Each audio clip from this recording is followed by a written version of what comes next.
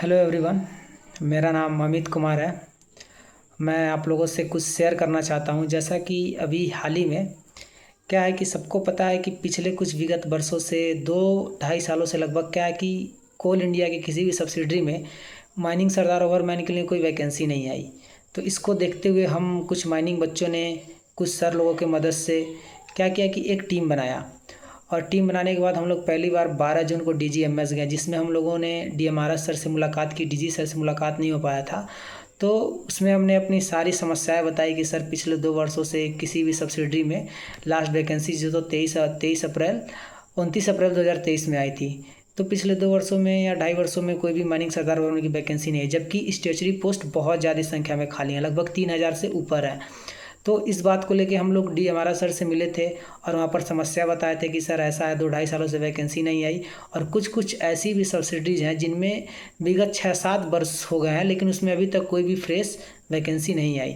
तो इस मुहिम को लेके हम लोगों ने 12 जून को पहली बार DGMS गए थे। माइनिंग के बहुत सारे बच्चे आए थे, 50 से ऊपर बच्चे थे। लेकिन हमारा मेन मकसद था कि हम अपनी बात को DGMS तक, कोल इंडिया लिमिटेड तक पहुंचा सके। तो हम लोग हमारा सर से मिले और 12 जून को पहली बार सारी बातचीत हुई। तो हमारा सर ने हमें एक संतावना दिया था कि आप लोग कोल इंडिया में भी रिक्वेस्ट करिए और बाकी 15 दिन का हम लोगों को उन्होंने समय दिया था कि 15 दिन के बाद आप लोगों को बताएंगे कि क्या रिस्पॉन्स है क्या नहीं है और वैकेंसी आएगी। उन्होंने तत्काल भी कोशिश की थी कि कोल इंडिया लिमिटेड में रिक्रूटमेंट डिपार्टमेंट में बात हो कि भाई ऐसा क्यों है, इतने दिनों से वैकेंसी क्यों नहीं आ रही है।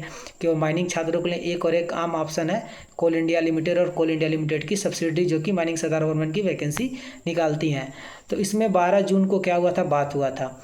उसके बाद 12 जून के बाद आज का दिन था 15वें दिन की 27 तारीख को जाना था और पता करना था कि DMRS सर ने क्या निर्णय लिया और क्या अपडेट है।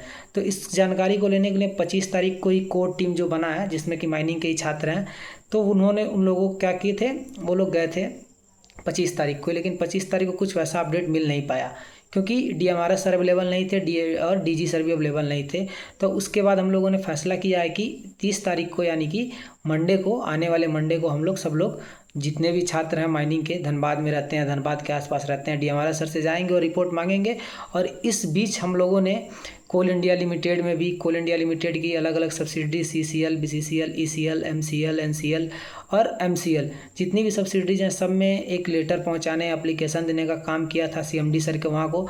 और सबको पता होगा 20 तारीख को क्या हुआ था कि हम लोग नागपुर भी गए थे। लेकिन नागपुर जाने पर वहाँ पर WCL के CMD सर भी थे, तो वहाँ पर कुछ रिस्पांस नहीं मिल पाया। और रिस्पांस क्यों नहीं मिल पाया, क्योंकि वहाँ पर बच्चों की संख्या नहीं थी और बच्चे अपने बात रखने में सक्षम नहीं हो पाए। नितिन गडकरी सर भी वहाँ पे थे, ये बात सबको पता है। और अभी जो क्या मुहिम चल रहा है, जो कोशिश चल रही है, सबको पता है। तो उसी संबंध में मैं ये कहना चाहता हूँ कि 1 तारीख को हम लोग पुनः फिर से DGMS जा रहे हैं। तो 1 तारीख को तो बहुत लोगों की आवश्यकता नहीं है, लेकिन क्या है कि मेन बात यह है कि 20, 30, 40 लोगों के जाने से कोई हमारी बात सुन नहीं पा रहा है। तो मैं आप लोगों से बस यही कहना चाहता हूँ कि आने वाले समय में यदि हम लोग 30 तारीख को या 1 तारीख को जाते हैं DGMS और वहाँ से हमें वैसा उचित रिस्पांस नहीं मिलता है, तो आगे हम लोगों को बहुत अधिक संख्या में जाना पड़ेगा और अपनी बातों को जाकर रखना पड़ेगा, ताकि जिससे जो भी सर हैं या जिससे जो भी कोल इंडिया लिमिटेड या DGMS के हेड हैं, वो समझ पाएँ कि ये इससे हम कुछ चंद बच्चे ही नहीं प्रभावित नहीं है। कोर टीम जो बनी है बस वही प्रभावित नहीं है, बस कोर टीम ही मेहनत नहीं कर रही है, सारे बच्चे मेहनत कर रहे हैं और बहुत अधिक संख्या में बच्चे प्रभावित हैं।